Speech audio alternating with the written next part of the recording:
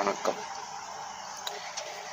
இறையாண்மை என்பது மனித பரிமாணம் எப்போ தோன்றியதோ அப்போ உருவானது.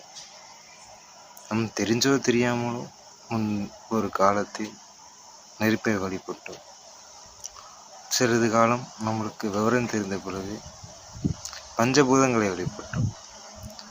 பஞ்சபூதங்களையும் சிலையாய் வடித்து ஒவ்வொரு நாமம் சூட்டி வழிபட்டோம். இதை போன்று காலங்கள் மாற மாற மனிதனும் வழிபாடும் மாறிக்கொண்டே இருக்கிறது. வழிபாட்டோடைய மிச்சம் எதற்காக? இறைவனின் திருவடி அடையாது. இதை தவிர இந்த மனித பிறப்பின் நோக்கம் இது.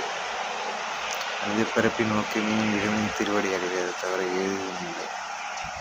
இறைவனின் திருவடி அடைய முயற்சி, அதற்கான வழியை இறைவனையும் உங்களுக்கு சொல்வார். ஓம் நமச்சிவாய. திருச்சிற்றம்பலம்.